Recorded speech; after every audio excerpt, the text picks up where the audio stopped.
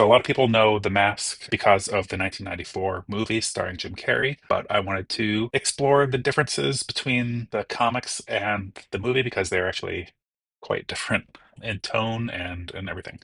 So here we go. So just a quick overview of The Mask as a property. It is a multimedia property. There's comics, there's movies, plural. There's an animated series, and The Mask as a character has appeared in other things throughout the years. Originated as a comic book series published by Dark Horse Comics. It was somewhat underground, but it gained a lot of popularity because of the film, which is pretty loosely based on the actual comics. The original comics, they're known for being very violent. The humor is it's very dark humor, where the film is much more comedic, lighthearted. There's still some like tension and everything, but not nearly to the point intensely as the comics. I had not seen this movie in many, many years, but I watched it for this, and it holds up better than I expected it to. Not nearly as problematic as I expected it to be. Popularity of the film inspired a revival of the comic books in various limited series that I have listed here. The most recent one that I was able to find was I Pledge Allegiance to the Mask in 2019. The film itself also received a spin-off animated series, and that animated series received a spin-off comic book series, like limited series, that kind of loosely followed the same theming. And then there was a second movie, Son of the Mask, in 2005, which was a box office bomb and not really worth talking about here. So let's talk a little bit about the comics. Like I said, it was a series by Dark Horse Comics. It was the character, the Mask, was created by Mike Richardson in 1982. The comics of the Mask were developed by Doug Mahnke and John Arcudi. The original publishing was under this spelling of Mask in 1987, but the actual comics that are more well known started releasing in 1991. The comic series is created by Mike Richardson, began as a character named Mask who appeared in Dark Horse Presents. The Mask, as we collectively know him now, is also known as Big Head in the original comics. The actual standalone comic started in 1991 just as a limited series running for 5 issues. The comics actually follow multiple characters, all gaining access to the actual mask and becoming Big Head slash the Mask. Stanley Ipkiss, who's the main character of the movie, is only the first one in the comics to don the mask, but he doesn't last very long, and he's not the only one. The film, which people are probably more familiar with, released in 1994 by New Line Cinema, directed by Chuck Russell, stars Jim Carrey, had a budget of approximately $20 million and made $351.6 million in the box office. It was nominated for an Academy Award for Best Visual Effects, but I believe lost to, um, I can't remember the movie, but Tom Hanks, the famous one, 1994. You know it. I know it. I just don't remember the name. The film follows the story of Stanley Ipkiss, who works as a bank teller. He discovers a strange mask floating in the water in the river. As soon as he puts on the object, the mask, he becomes the character, the mask. The mask as an object, you're going to see some different. It's hard to describe because the mask itself is an object, but the mask is also a character. So if you see mask lowercase, I'm talking about the actual mask itself. If you see the mask uppercase, I'm talking about the character. The mask has the power to turn people into their true natures. In Stanley's case, he's portrayed as a manic, cartoon-like character of lots of rubbery movements, slapstick action, comedy. A lot of it is very heavily based off of the work of Tex Avery. If you've seen the whistling wolf scene that shows up in the movie, that's classic Tex Avery. The film leans heavily into Jim Carrey's comedic talents. Just a comparison of the overall tone. The comics are a dark comedy, horror, action genre. The film is straight up comedy, slapstick, fantastical. The comics are incredibly violent. Deaths appear constantly. Uh, in the film, violence is very animated, very comedic.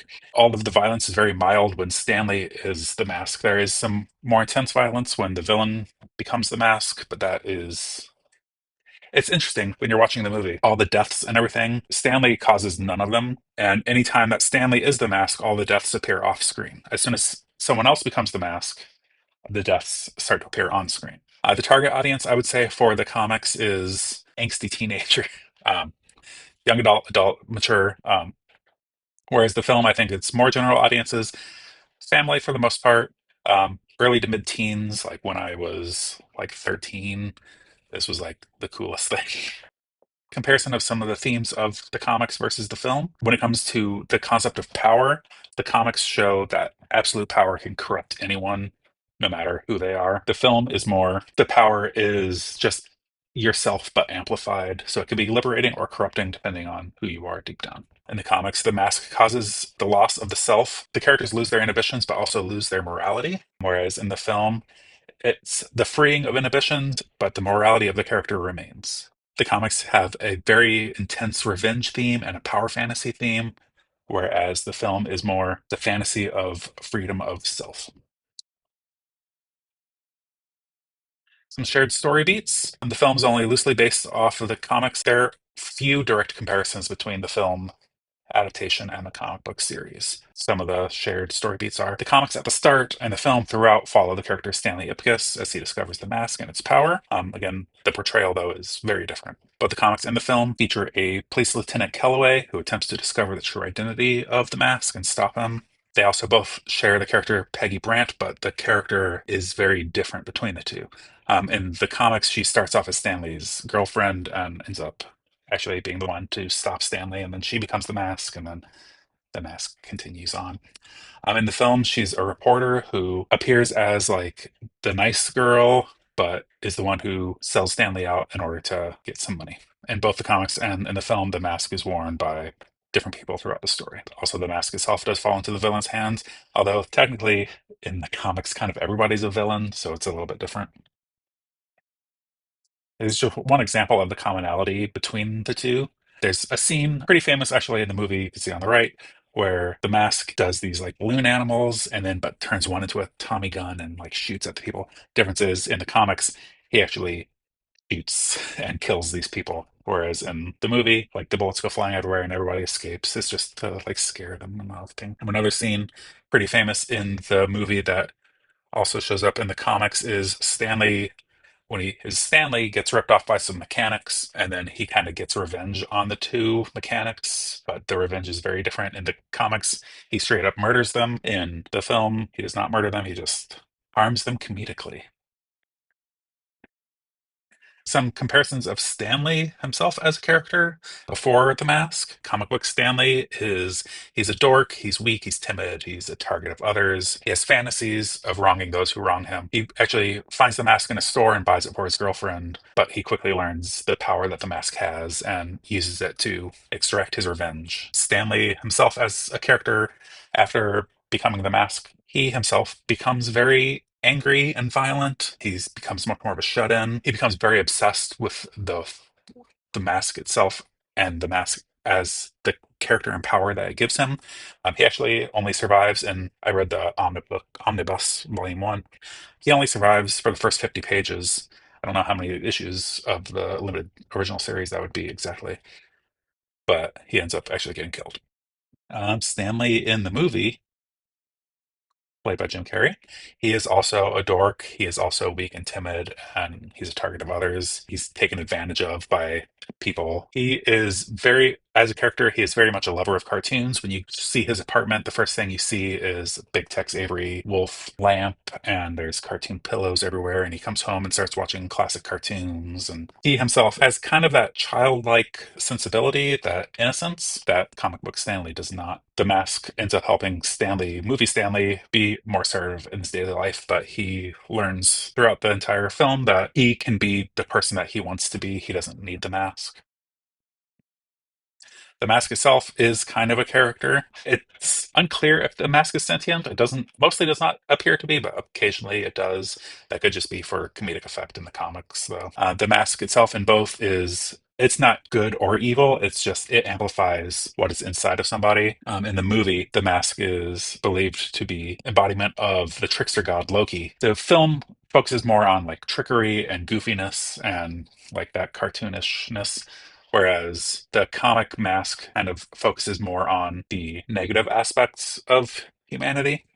Comics present the mask as a corrupting force, whereas the film puts an emphasis on the mask being that trickster god mentality. And just a quick comparison of Stanley as the Mask as a character. You can see the comics are much more bloody and violent.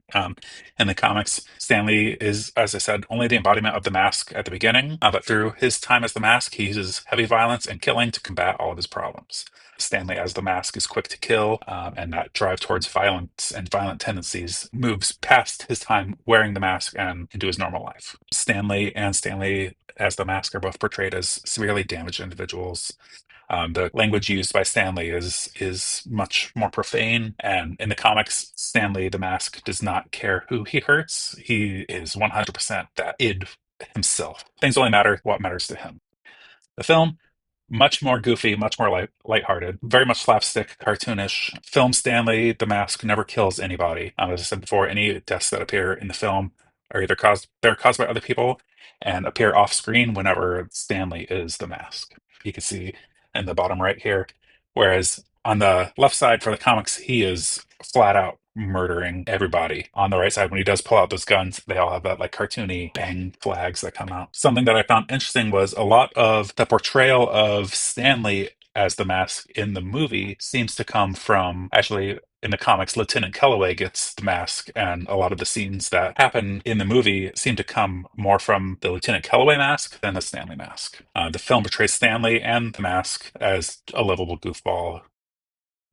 And just as a quick wrap up, both the comics and the film differ greatly in terms of tone and overall feel. The comics place a lot more emphasis on the violence and nihilism. The film is much more comedic, giving Jim Carrey the freedom to put on his quote rubber face skills. They're both interesting interpretations of a similar idea taken in completely different directions. The appeal of either the comics or the movie or both depends on your own personal worldview. If you want lighthearted slapstick comedy with heart and compassion, you're going to want the film. If you want crass and violent and more of an exploration of the negative aspects of humanity, I guess you would want the comics. I am glad that I got a chance to go through this, read the comics. I had never actually read the comics before, and I had, like I said, I hadn't seen the movie in many years. I enjoy them both for wildly different reasons. The Mask, the movie, it's just a fun, silly comedy. You get that exploration of the human psyche, but more of a positive mindset of it. Whereas the comics in our world today, I could see a lot more people being drawn to that portrayal, whether that's good or bad. That's up to you. And then there's just my references. And that's all for y'all. So thank you.